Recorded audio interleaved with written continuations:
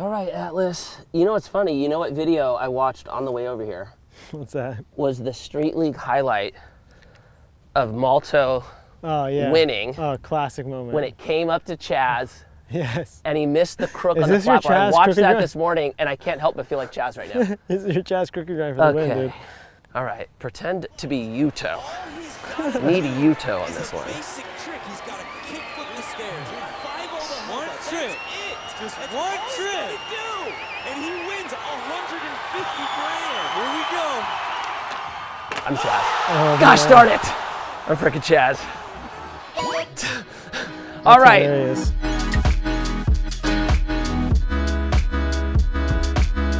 All right, we are back at Sterling Hills, another beautiful day. Today's gonna be a special one because I have my close friend, skateboarder, very successful entrepreneur, and now golfer playing with me today. Brian Atlas, co-founder of Street League, president and COO of Dyrdek Machine, and obsessed golfer. Here we go. Okay, so how this works, we do a bet on every par three. Nice. We usually keep it at 25, unless you want to push. And the winner is going to pick a stock or a crypto or an investment that the loser is going to gift them. Amazing. For me personally, I think I've been on Bitcoin the last 7 rounds. Last guy I played, Chris, wanted gold. Okay, so it can be anything. I like that. So I'm going to stay on my Bitcoin kick. If I take the W, I'm taking Bitcoin. If you take the W, what do you want? I'm gonna go so boring. Just because You're I'm gonna being do like an ETF. I'm You'd gonna like just Vanguard. be true to myself. I want an even split between Triple Q and S&P. Whatever the amount, just split it in half. Just index me. I love it. Because it's just true to my soul. I love it. Okay, so my handicap's a little bit lower than yours right now. Do you want to do, and this is what I've been playing with most people lately, if we tie, the point goes to you. Love it. So play heads up, you tie, you take the point. Yep, love it. All right, you want to go first or you want me to start it? I'm good with going first. Let's do it, dog. Let's do it.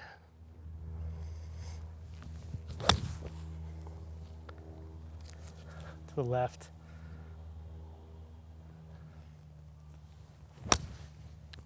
Oh, man. At least now we have a That chip is, off. Same area. mine actually might be OB. And then the lateral drop, whole Oh, thing. that hurts. Golf perfectly reflects my life. It's a little all over the place, but we eventually find our way to the hole, you know? All right, here we go. So you think I open it a little bit? Okay. That's gone. It grabbed, but it went long. It was juicy.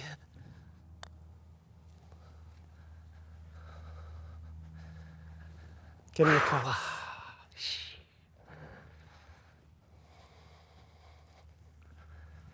Get the flag, Mikey. All right. Yeah. It's just All right, this is shoreline for now. the Starting off cold. This is for the straight win right here on the hole. This is for the straight win.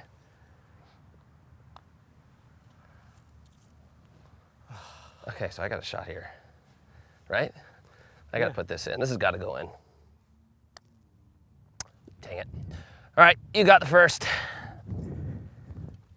You're somebody who's pretty systematic with investing. How did you build that out? How did you decide, whether you were going to invest in stocks, business, real estate? Well, the first thing that popped to my mind was just a lot of books that I read. And so many of them had through lines around the same types of themes. Obviously the big broadest one being value investing and long-term thinking, not being like a day trader, someone that just gets in there and tries to juggle a bunch of stock insights. Warren Buffett, all of the different books that cover him, Dalio, of course. But the other thing that my dad would always put in my mind when I was a kid was contrarian investing. He used to talk about that. So although I would think like index funds, long-term investing, whenever there were huge corrections or people being scared, I would invest the opposite direction. So like in the way beginning of COVID, a lot of people did this too, but I just like loaded in right there. A bunch of other times where there's been moments of people being, super shook. I was like, okay, this is probably an opportunity. But in terms of the system, it was all just the most vanilla, conservative diversification, long-term thinking, and that came from just reading a lot of books. Do you ever struggle with watching other people flip a big return in some sketchy day trade, or even Yeah. like with some crazy crypto? Do you ever go, dang, I'm very man? fortunate because my role at Dyrdek Machine and the portfolio of investments and ventures we've built together, and having Rob as a business partner, I have so much exposure to amazing upside in a more risky kind of category. And that's building brands at the earliest stage and hoping that they can, get to an amazing outcome. So I'm in a fortunate position where my career gives me enough kind of, interesting upside plays versus trying to chase that in my personal investing. So the So things I don't have FOMO. So at the all. things you control have the opportunity to make a lot of money. Exactly. And then anything you invest Yeah. passively, it's For sure. risk adverse. Totally. And, with Dyrdek Machine and the businesses we've built, we've been fortunate enough to have amazing wins. So it's just taking the pressure off of trying to chase that on the other side. Again, that's just, being fortunate in the right career and having a journey that's worked out. But, I would say chasing that and personal investing is where it can get sketchy, at least from my own point of view.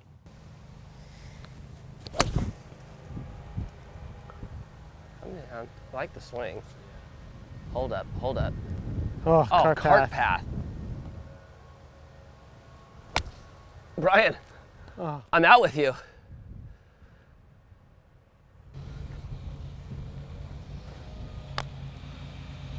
Oh man, roll.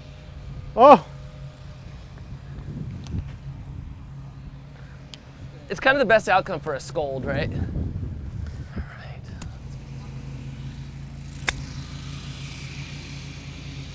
Nice shot. Really nice shot.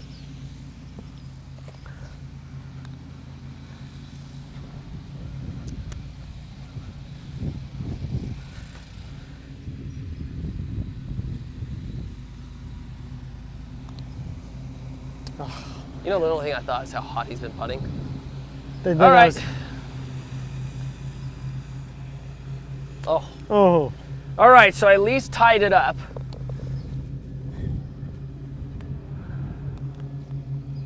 We got 1-1, 2 to play. yep. The first moment that you felt wind in your sails with Commune, where you knew you were onto something, you had the confidence, and you're like, okay, I actually have a clear fairway in front of me to make something big. What was that? When did it happen? Yeah, what was that moment? I would say there were two big moments for me. One, the first time we put money in investors' pockets, that's always like a trust build. It's a trust build that basically catapults you to the next level. And that happened probably 4 years after we started it.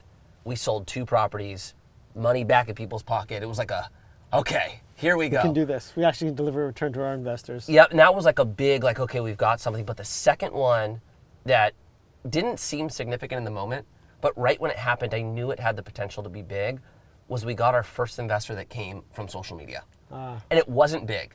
He invested 25 grand. Yeah, and it wasn't in the network. He was just Nope. totally outside the direct Totally came from relationships. Instagram. And my partners, I walked into the office and I was like, guys, this is massive. And my partner's like, really? It's not that big of an investment. But I just knew if we were able to get one, we could get thousands. That's amazing. And then ever since then, basically our capital shifted, which, for a time became 80% our network of relationships. And then 20% started coming from social media, then 30, then 40. And now it's 80% of our capital comes from social media, and the dollars we're raising, sometimes I look back and go, dude, we are raising a lot of money. It's amazing. I don't know if that's enough. You're gonna roll. Hold up there. Is there a bunker? right Okay, there? there's not a bunker, but there's a valley that we have been in before. That sucks. And it sucks. Oh no. All right, we got short game. It is what it is.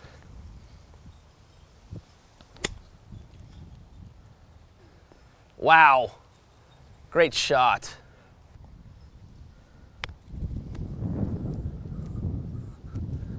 Get in the hole, get in the hole, get in the hole. Nice shot, dude. That was big. That was just knee to the wall. You know what I'm saying? All right, Atlas drains it, he wins it. Left it short. All right, I go up one. I'm actually really encouraged by Gen Z. I think they're gonna do something. For like the 18 to 24-year-old today, you could argue that there's a part of our world that is as freaking crazy as it's ever been. But from an opportunity standpoint, you could also argue that there's more opportunity today than there's ever been. How would you encourage the 18-year-old coming up that wants to succeed in life? What are like 3 things you could tell them? These are have to do's. The first thing that popped in my head was just get in the game. That could mean so many different things. Is it a personal project in fashion or a business idea or even an internship, which is a traditional thing that I took super serious, getting internships. Could be something as simple as traveling at that point in life, is just go out and like do the random thing that you've been thinking about doing. And I still see so much energy with that, with young people. So I think, you know, whether it's someone that wants to be a creator or an entrepreneur, just get out there and just try some shit, you know? That'd be the main thing on my mind. You went to college. Mm-hmm. You were incredibly successful. Mm-hmm. I skipped college. I've done okay. You did really well too. How necessary is college today? I think the college landscape is changing. It is different than when I went to school. For me, it was the combo of an internship and doing things during school that gave me what I thought was a leg up, not just going to class. Like just going to college, I don't think that that is some miracle, you know, silver bullet through the game and coming up in the world, but educating yourself, whether it's in school or out of school, educating yourself is key. For me, if you do go to school, be proactive on using it, whatever the field is. So a little bit of a nuanced answer, but I do think college is changing. It's just more what you do with it when you're in it. All right, Mikey. What distance did we get? 6.5? This is for my redemption par 3, dude. This is redemption. You want I've the been box? playing good at all the other holes, but the par 3s. We need can we just get it on the green? Yes, exactly. Let's get one on there. Right here, Brian. We got one on the green. What a great swing. That might be bunkered though. Oh. Is it bunkered or right carry? before the bunk. I left it right also. Go, go. Okay. We got a chip off again. Yeah. I'm not totally mad at the swing. We compressed, you know. But we left him to the right.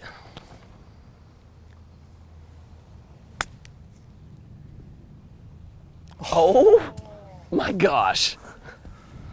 Oh my gosh. You almost dunked it. All right. Ever since Chris Galinsky, I feel a lot more comfortable in here. But everybody that's been with me since the beginning, they know what I'm like in the sand.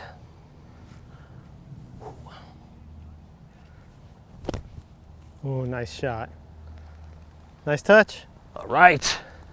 Got ourselves a little putt off.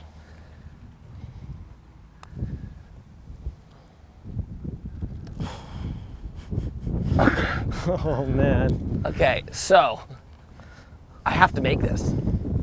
If I don't make it, he takes it, right? Push for the win. All right, Atlas. You know what's funny? You know what video I watched on the way over here? What's that? Was the Street League highlight of Malto winning. Oh, classic moment. When it came up to Chaz. Yes. And he missed the crook Is on the this your flat bar. I Chaz watched crooked that grind? this morning, and I can't help but feel like Chaz right now. This is your Chaz crooked grind for the win, dude. All right, pretend to be Yuto. Need a Yuto on this one. Basic trick. He's got a kick foot in the stairs. 5 over one trip. Just one trip. And he wins 150 grand. Here we go. I'm Chaz. Oh, Gosh man. darn it. I'm freaking Chaz. Shit. All right. Hilarious. Last time I was on this course with Jordan, this is what happened. We went 2-2, had to go sudden death. That's exactly where we're at right now. So we got a par 5, we're matched up. Winner takes all, right? Works for me. All right.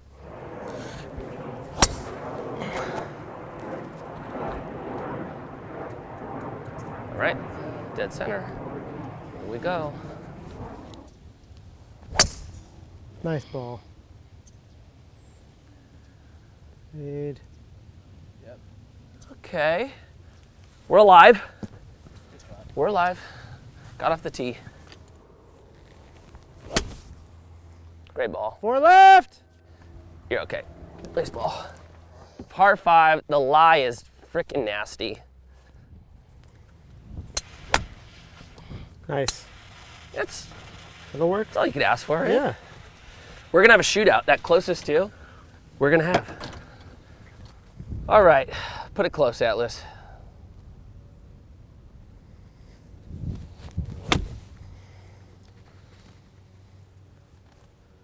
Run up, run up, run up. All right. I think we got ourselves a winner. I think Mikey It Taylor. went a little long. Played the Bridgestone. I was waiting for it to spin back like Tiger. All right, Atlas.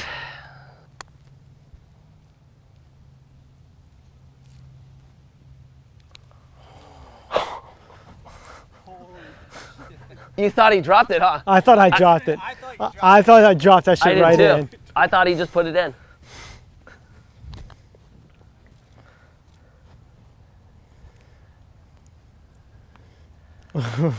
Okay. How Brian's been putting, man. He could trade this. I don't even have a chance. He got it. Oh! Oh, Oh! wow. Oh! It moved at the last second. Wow. Hey, well deserved. Dog. You fought through that W. Break through the wall for Hey, that one. But that was, You know what? I was right there. It's putting well. You know what? For it to go into a playoff, you can't ask, and for it to be a putt off. Whew! All right. That knew the putter. Dude, that was a blast. Thank you. And for everybody wondering, Gavin backed out. I know you guys saw me calling out Gavin. He straight backed out day of. Let him know in the comments that it's not that bad. We'll take it easy on him. Jeez. Good shit, Mikey.